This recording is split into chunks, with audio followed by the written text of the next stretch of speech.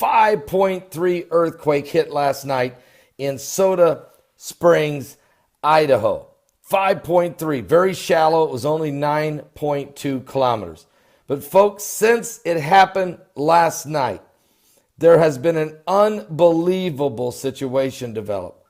54 aftershocks that are at least 2.5 or higher. Now, there's a bunch of them even lower than that. But let's just go with the ones 2.5 or higher on the U.S. Geological Survey.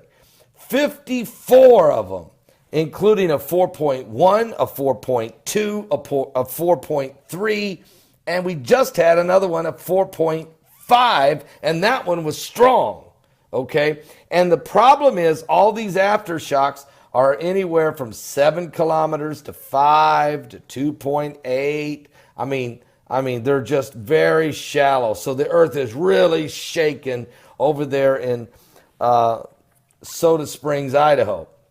Their ground is moving under their feet. And this super volcano, first of all, Yellowstone National Park is only 136 miles from there. And the super volcano, the main spot of it, is only 198 miles. So this area in Soda Springs, Idaho, it is part of, the super volcano's underneath them, folks. It is the Yellowstone danger zone. Yes, it is. So which is more dangerous? The super volcano that's rumbling and shaking, or Kim Jong-un, who's pushing the green button and caused a 6.3 earthquake. He also caused a couple aftershocks, one of which I believe was a 4.5, a 4.1 aftershock. So he caused that. So, we're talking about here, but North Korea did not cause the Yellowstone earthquake. Yellowstone earthquake happened before Kim Jong-un went boom, boom, boom in North Korea. And so it happened at Idaho, happened 3.5 hours ahead of Kim Jong-un. So they're not related. That was a false rumor on the internet. But certainly you got to ask yourself, which is more dangerous? Let's just throw in Hurricane Harvey and record flooding, 49 inches. Houston, we've got a problem, massive flooding. But wait, what do you want to do with Hurricane Irma? And then there's 2 more storms that are also forming and are looking dangerous. So you ask yourself a question. Which is more, what should we focus our part? Somebody asked Nancy Pelosi, where is Nancy Pelosi right now? Maybe she thinks we should still go around taking down statues. Maybe we should be all in the streets protesting against free speech, or beating up that pastor at UC Berkeley for having a prayer meeting.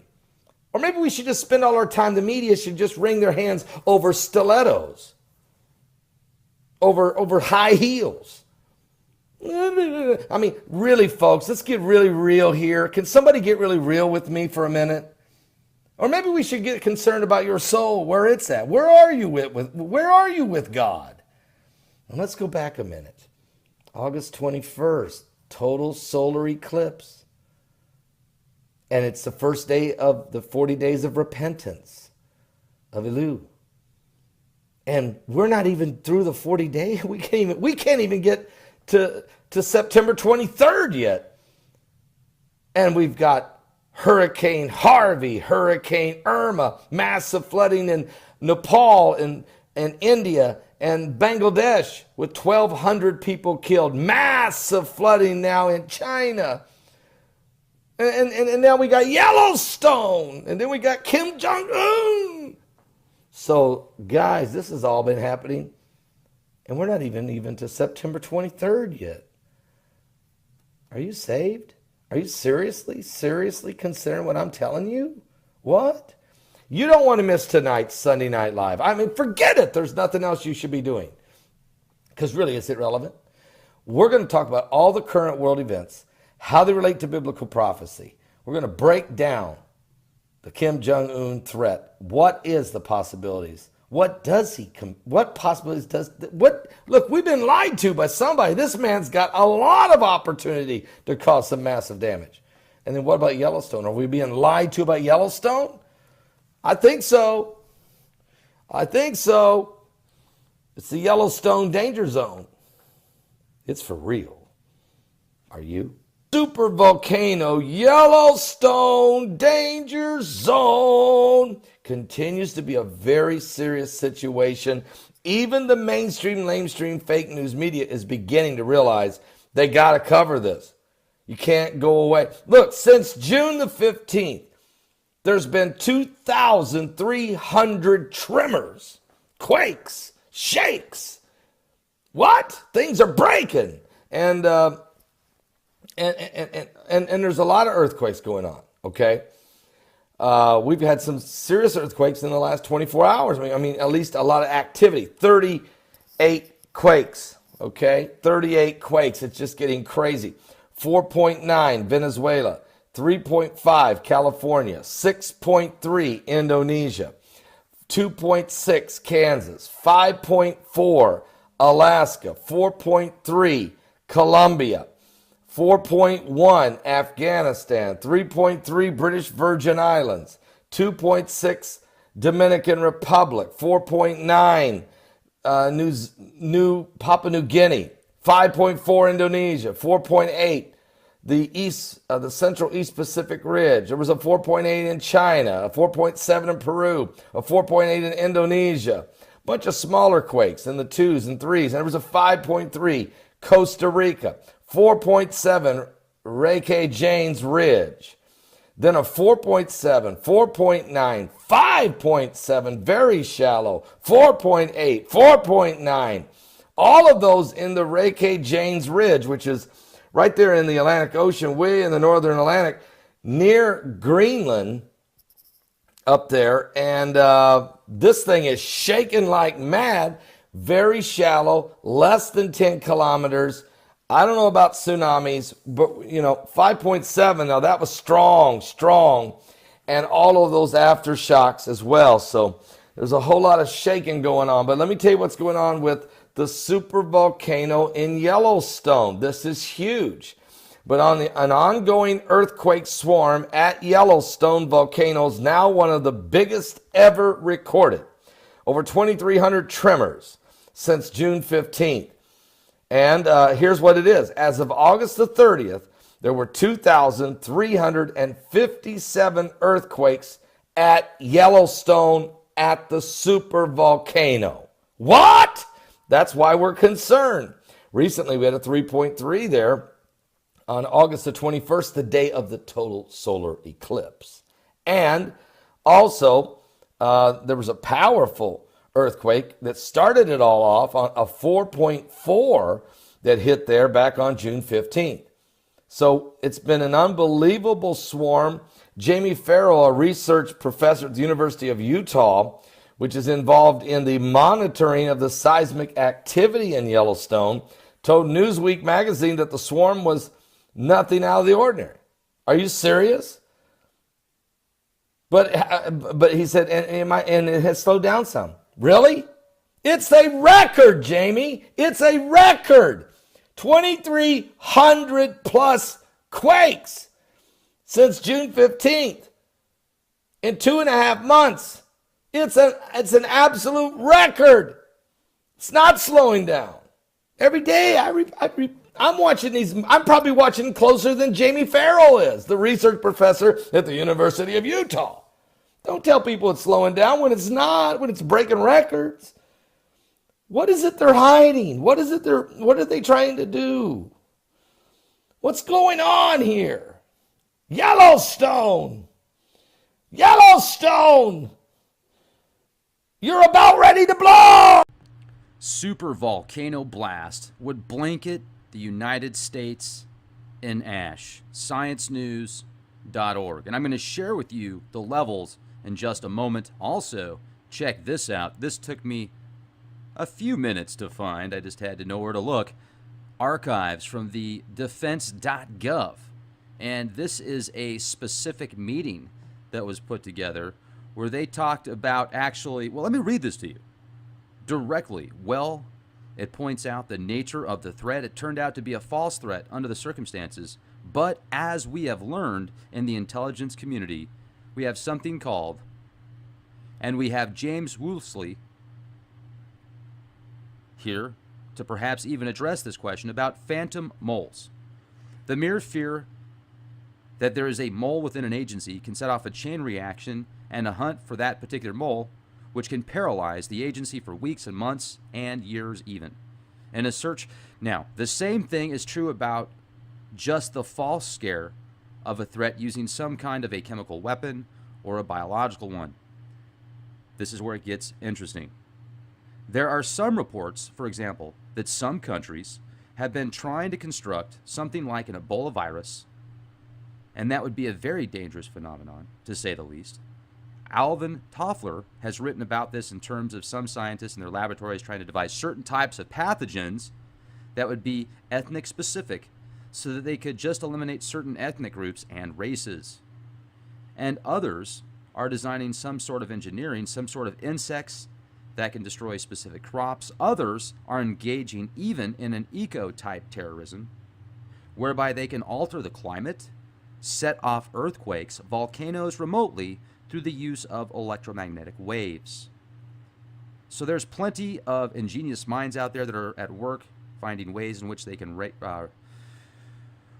terror upon other nations. It's real, and that's the reason why we have to intensify our efforts, and that's why this is so important. So this is directly from the DoD. You can read about this, U.S. Department of Defense. This is the news transcript. It is the news briefing, Secretary of Defense William Cohen, April 28, 1997 at 8:45 a.m. Eastern Time. This is Cohen's keynote address to the Conference on Terrorism, Weapons of Mass Destruction, and U.S. Strategy at the Georgia Center, Mahler Auditorium, University of Georgia, Athens, Georgia. Wow. Now, this right here, will you just look at it? Doesn't this look interesting? Well, as of thickness, this is the millimeter measurements here. So if you're seeing the yellow, that's 1 to 3 millimeters. Orange, 3 to 10. Well, that's like a yellowish orange. Orange, 10 to 30. So that means you're going to be anywhere from a ½ inch almost to a little bit over an inch. Now, here's where it's interesting, because if you look at the central point around Casper, Billings, the belly of the beast right there, you're talking like 40, 50 inches worth of ash. And many predictions have even more than that. This is somewhat of a mellow version. I mean, the entire U.S. literally just gets blanketed in ash. Now, if ash mixes with rain, then it's going to get real ugly. Now, 2,300 tremors. This is at Newsweek or Yahoo. An ongoing earthquake swarm at Yellowstone volcano is now one of the biggest ever recorded, with over 23 tremors since it began in June. As of August 30th, 2,357 earthquakes have been recorded. The most powerful in recent weeks was the magnitude 3.3. It took place on August 21st. There was a 4.4, which was recorded on June 15th. Read all about it, Hannah Osborne, Newsweek, or Yahoo.com. I was going to say Yellowstone. Here is the volcanoes.usgs.gov you can look at. This is just the past month, the past 31 days. So 1,023 earthquakes in the region in 30 days. Now you times that by 12, you're over 12,000. Actually about 13,260 approximately. If you look at it over 90 days, they're at 2,300. Well, 1,023. Somebody called me a shill because I said the number 33, so I guess I am a shill because I said the number 33 earlier. Monkey mind not compute more very well. This is interesting. The volcanic ash and winter rain can make a dangerous mix. So this is showing the heavy blanket of volcanic ash that spread over the Andean landscape of southern Chile and Argentina. You can see right there. We just look at it. Look at all that love. If you want to read more about this Space Preservation Act of 2001, This talks about some of these scholar weapons, etc. HR 2977. But wow, this is a crazy article right here. And you know what? Anybody that has done the research on bioweaponry, etc., done just a little bit of research, it doesn't take a rocket scientist to figure this stuff out. The fact that they're talking about it, I find fascinating. I'm Jake Lowenstern of the U.S. Geological Survey, and I'm scientist in charge of the Yellowstone Volcano Observatory. Today we're going to talk about the Yellowstone Volcano Observatory, what it does, who makes it up, and what we do, what are the monitoring techniques that we use to look at volcanic activity at Yellowstone.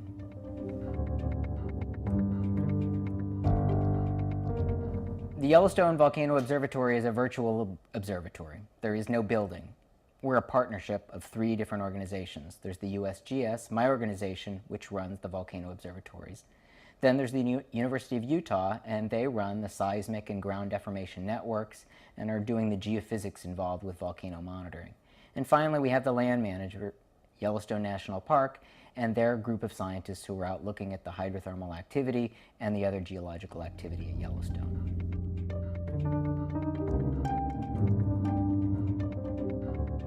The main systems that we used for monitoring at Yellowstone are the seismic and the GPS ground deformation systems. The seismic system is about 27 different seismic stations. They are spread out all over Yellowstone, and they allow us to look at the size of earthquakes, the timing of earthquakes, and the magnitude, how big they are, how much energy they release. Beyond that, we have GPS stations, and the GPS stations are on very fixed monuments that are put into the ground, and they're averaging their location over many, many days and are taking data constantly. And that allows us to get very precise locations and to see how any spot on the ground is moving over time. And as with the result of having this technique, we can see that the ground at Yellowstone, for example, in this area right here, has moved about 20 centimeters or something around 12 inches upwards over the last 4.5 years.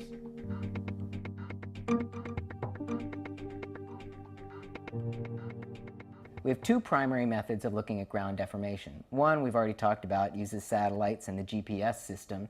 And there we can look at one point in space or one point on the ground and see how it moves over time. We have another technique that allows us to look at all of the ground surface at the same time, and that's called INSAR, or interferometric synthetic aperture radar. In this case, you get 2 radar images that are taken maybe a year apart. And you can't see what happened over that year, but you can see the amount of movement everywhere within the park over that 1-year time shift.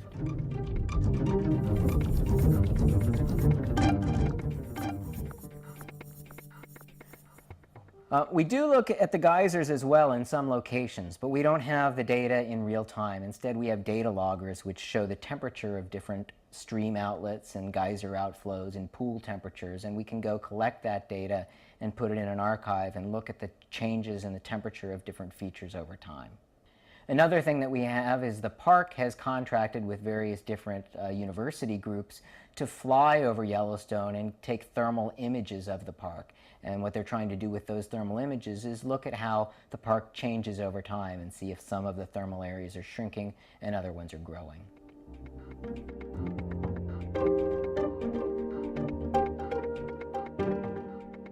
Ever since people started coming to Yellowstone, there have been lots of earthquakes. And ever since we started putting up a seismic network, we've seen that there's swarms. Sometimes there's a swarm every few months somewhere in the park. The biggest one that we know of was in 1985. There's been smaller ones since then. Also, we know that there's been the ground moving up and down over time. Between the 1920s and the 1970s, there was a shift in Yellowstone Lake, and that caused areas in the south to be drowned.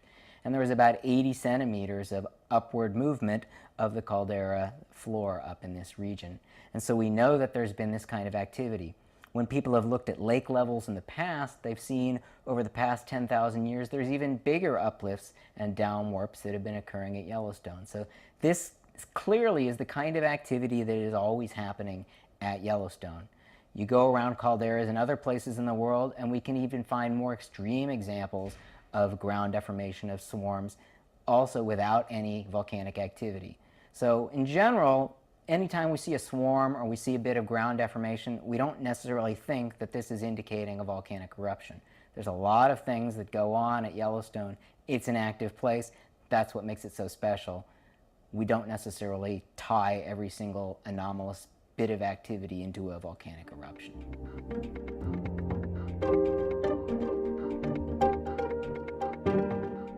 So YVO includes a couple different people working from the U.S. Geological Survey, a couple people working at Yellowstone National Park, and a group of people working at the University of Utah on the geophysical data, the seismic and GPS data. In general, it's a relatively small operation because there's a lot of volcanoes in the United States. We have well over 100 that have erupted in the last 10,000 years. And so there's a lot of activity to watch. In Alaska, there are about 80 different volcanoes, and probably about a quarter of them have erupted in the last 50 to 100 years. So there's a lot that we need to look out for. Yellowstone is an important part of the volcano program, but it's not the only part. And so we also need to make sure that we have people out looking at the Cascades volcanoes in Washington, Oregon, and California, at the Long Valley Observatory, also in California, and then in Alaska and Hawaii. If you go to our website, which is volcanoes.usgs.gov/YVO, you'll see that we put out a monthly update, and that update summarizes everything that we've seen in terms of the ground deformation, in terms of earthquakes over that monthly period. Anytime anything else happens, there might be a hydrothermal explosion, there's a swarm of earthquakes, there's maybe faster ground motion, we'll put out an information release. And that information release will also get put right there on the front page of our website, and will provide information on what's happening right now. That all goes into an archive, so you can look back at the last 6 months or 9 months or eventually many, many years of information releases and monthly updates, and get a view of what's been happening at Yellowstone over time.